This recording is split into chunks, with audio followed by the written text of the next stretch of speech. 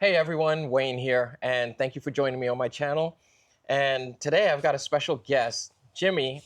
And I'm always on his channel, and Jimmy's Switzerland.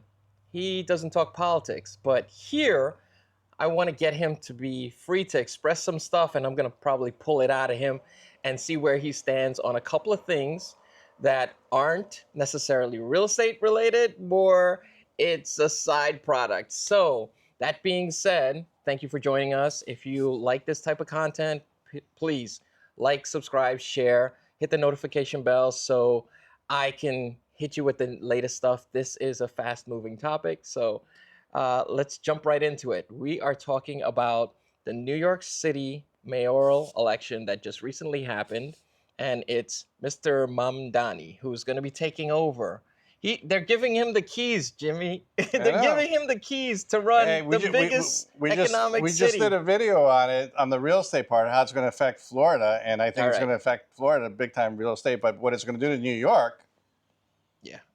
Let's I don't know. summarize it for those, and we'll leave the video so you guys can watch that video too. But what's the summary? What's the takeaway? So there's a lot of talk that 9% of those are pulled out. 9% of the people said they're definitely leaving the five boroughs and moving to Florida, but there's another 30% saying they're thinking about moving to Florida, and I don't know if it's fluff or people just making stuff up so they get clicks. I don't know if it was true. So, but we dug into some of the numbers, and what we found out was that people from New York have been moving here for years, Right. but now there's a little bit of surge. I called some real estate offices down in New York, down in Miami, Dade, because Broward County, and they're like, yeah, it's true. All right. So I'm going with emotion and theories. Jimmy's the one with all the stats and the paperwork and the research. Now, what does your gut tell you if all of these policies, and let's just touch on some of them. Here's a guy that's telling you you're going to get free buses, which already that's not possible. We discussed why. He doesn't control that, but he promised Somebody that. tried the free bus thing, and what ended up happening in a different state was a lot of homeless got onto the buses and they camped Just out. stayed, of They course. built actual tents Of inside the course. bus because Why it's not? warm. And New York, okay, some of you'll see the hat that I'm wearing. The reason I'm wearing this hat is because I was a New York City police officer, and one of the policies is to remove and get rid of the police. How safe do you feel when you go to New York and you see cops around? Do you feel safe?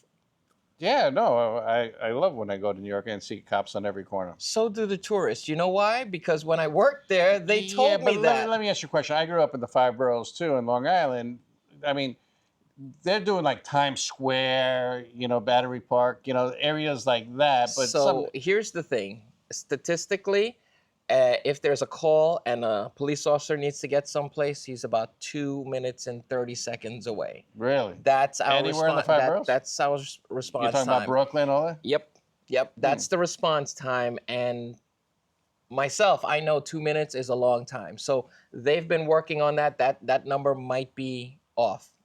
But let me tell you, if they keep the force that they have, the amount of officers and the technology and the way things have been running, I think that response time is great, and safety and crime will go, safety will go up, crime will go down. But a lot of I know a lot of cops, and a lot of them retiring or planning to retire early. But he's planning to replace them with safety officers. I'm just reading this stuff. So here's the thing. The theory for a while now has been, let's have a social worker, because the number one problem, and I'll touch on all of this stuff, you know, mental health has been spiked, and COVID just made it worse, and there's a lot of things, contributing factors. So mental health is at the top of everyone's list to try to tackle. That being said, the opinion of some is that the NYPD doesn't do a great deal, a good job handling that. Mm-hmm. It's a very tough situation because we're trained in very volatile situations. Crime and stuff Crime, like that. Yeah. violence, death. So the tools that we're equipped with are lethal. So we have non-lethal. They haven't been effective. He wants to just have a non-lethal solution. That's the problem, because the criminal element is lethal. That's what they deal with. But I don't think anybody would take those jobs, or they'll be very selective of what jobs they get called out on, because the criminals are basically have potential guns and potential, and you're gonna go there. Well, you're gonna go to a gunfight with a knife. This is or a bat. or a clipboard, and I know people they'll respond to that because they'll agree with me. You can't clipboard your way out of a person who is mentally unstable. That's my opinion, that's my experience, and I think there's a ton of people that will support me and back me with that. Cash-free bail was a big problem. So the city had changed, I think in 2020, they changed a lot of their rules. They put a lot of crimes that should be, require a mandatory bail, and they said it was a disadvantage for the minorities and for the poor. So what they did is they went to this cashless system, and basically we've seen it in the news now where people that have been on the streets so many times, they're repeat offenders, Yeah. they're recidivists, and they commit this awful crime finally, and then they're put away. And they hit the news because they've got a long rap sheet. Let me ask you a question, okay? Is this just a cycle? In the 70s, that's when I Right. started going to New York, in the Yes. 70s, believe it or not. Yeah.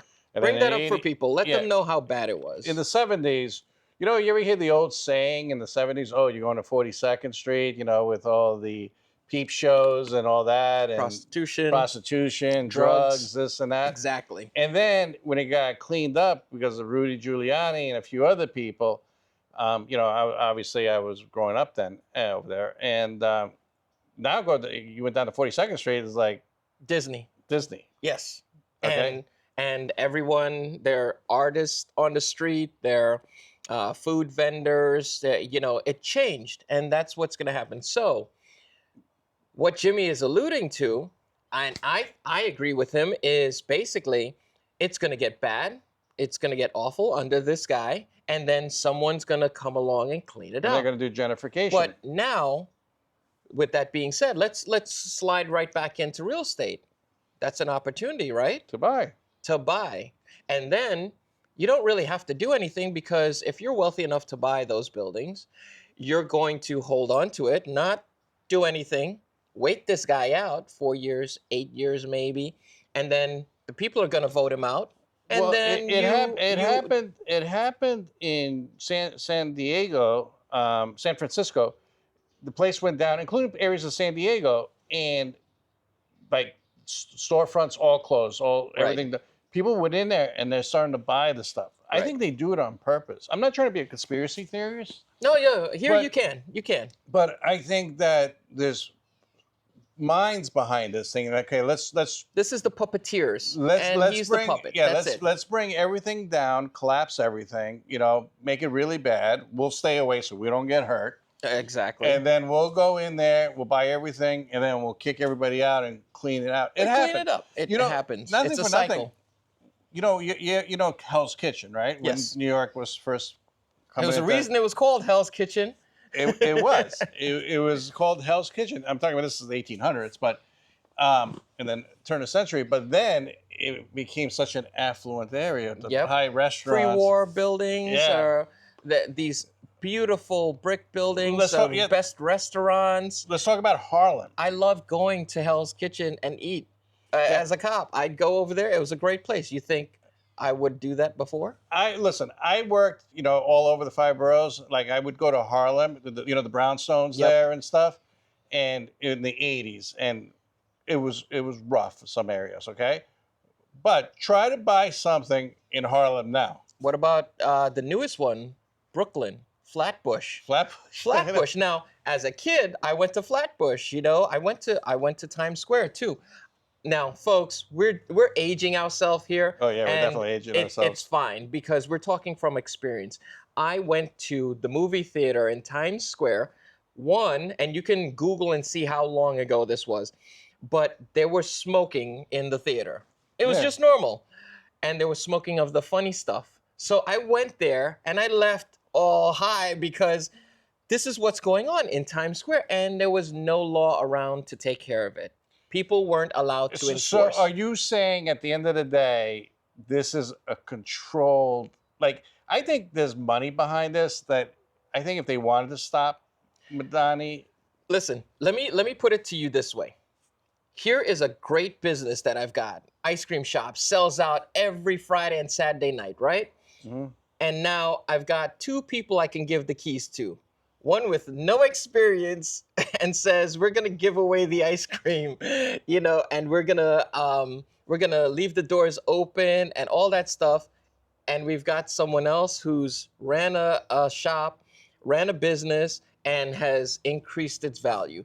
Who would you put in charge of your business? Yeah, of course. Yeah, see? So But do you this think, is but the my thing. point is, do you think it's this people sitting around a big conference, is this conspiracy, sitting around a big conference It's table? not so much of a conspiracy. But like, it's Wall Street, and I think Wall Street is going to go to hell too. I think Texas, the Dallas Stock Exchange, things like that. I'll make a prediction. I'm telling you, the Wall Street bull is going to be attacked or defaced and sprayed up, and it's going to be just like before as soon as he wins. As soon as he is in office, people are going to go wild, and it's going to happen because there is so much animosity to the wealth, and you can't do that because how do people get better? We're a capitalist country. We can't have socialism in a capitalist country. It just doesn't make sense.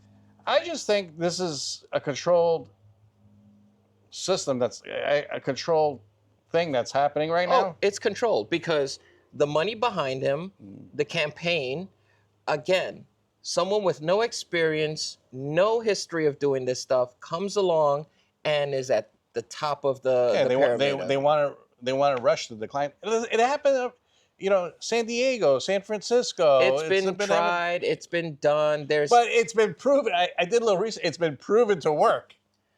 Not here. Not in New York City. It can't work. But if I'm talking about proven to work, that they burn things, not physically burn things out. Absolutely. No, socialism doesn't work. They tried giving away stuff in San Francisco, San Diego, open drug areas and all that stuff. And then what happens is it drove the values so far down that people went in there with money, bought it. You won't have people to stay besides the homeless and the ones that are. But that's the perfect time to buy the real estate. It is. So there you go. when it's awful. Now, there's a whole lot of other things that he's talking about. There's the NYPD. There's the free stuff that he wants to give. But the biggest, most, I think, anyone that sees this commercial, he put a video out and he points to a building behind. Now, that's not his property. That's a landlord. And he said, horrible landlords like this, if they don't fix the problems that we find, in other words, there's no control on this. Whatever you think is a problem, you're going to talk about. So yeah, but at the end of the day, doesn't he have limited power? No. Not here, not in this system, because they're voting. Everyone's been voting this, and there's been a pattern of this. Again, we are allowing criminals to go without consequence. But I think it's the conservatives' fault too, because they're all moving out. So what are you leaving behind? Well, I don't know if it's their fault. I think they're unorganized. I think they play by their own rules, and I got a great plan for them, but that's not legal, so we shouldn't probably put it there. Either way, so here's the thing. In his ad, he's talking about a building behind here. If they find the building and they don't respond, then they go in and they do the repairs. This is his own words now. I'm not making this up. They do the repairs, and then if they don't act upon it and pay the bill, they take the building. So that's government overreach now. You're taking private citizens' property. But that will never work. It won't work. But what they can do is they can take it in the interim, occupy it, do stuff, and that owner has got to go through a legal system in the city that they control to try to win it back. Then I'll go to a higher court. Exactly, but that's time lost. That's time lost. So now, as a real estate investor, What are you thinking? Am I going to take my chances? We've already got, I forget which CEO is talking about it, but they pulled out of Delaware and they're moving to Texas. They've already done it. And A lot of people move in Texas. when they asked why, the stock exchange is moving to Texas also. After I mean, it was planned, but they kind of predicted this win I mean, in the New stock York. exchange is not the way it used to be when you had the pit and everybody was yelling. That's all computers. And it's not Yes, the way it used to be. but there's But you could still do. activity. There's still a lot of stuff But that yeah, goes on. the restaurants, like when I went there not that long ago, the restaurants that were around there, and I used to get my breakfast sandwiches because I love the food Yeah, around there. yeah. A lot of them are gone. Right, because they can't afford it. They can't afford it. They're making breakfast sandwiches. How much can you charge for a breakfast sandwich? $50? I mean, that's what you need to charge in order to survive, because the rents are astronomical and it keeps going up, I think and the services are horrible. I think the middle '80s to the early '90s was the best time over there. Oh, absolutely. I totally agree. But we've got CEOs moving their business from their registration from Delaware to Texas because they've said it. And these are the people moving billions of dollars saying this, that it's a friendlier, they don't want a advantage, they just want a friendlier court system. And they can't get that in these progressive states. So now I think in New York, it's going to be the same. At the end of the day, why do you think? What do you think is going to happen to New York for the next year, 2 years, 3 years? I say the first year is going to be really, really rough. As soon as some changes start to happen, people are going to try to adjust. I mean, already in New York, it's so difficult. I don't know. You've been back. I've been back. You can't drive. We're actually going there to do a video. Yes, we are. We're actually going to go to the different states to do videos. Yep, but you can't drive over 25 miles per hour on any of the city roads. They've phased out a lot of these streets in Manhattan for pedestrian walkways. You know, I read an article because I'm in the market for buying an electric bike. One of the biggest areas is New York, the 5 boroughs, because people get places faster in New York on an electric bike. They do. You can't drive around, and they've got the congestion pricing thing now. So if you drive into Manhattan, you've got to pay. Is this part true that he said one of the things? I don't know if this is true. You guys look it up, but he says we're going to tax any truck drivers coming in bringing like a tariff. So on goods. that's another thing. And oh, the worst part is he's planning to hurt. Now think about this, folks. If a truck driver is bringing stuff in, what's he bringing in? He's bringing in your food. So what's the restaurant going to do? They're going to pass that charge on to you.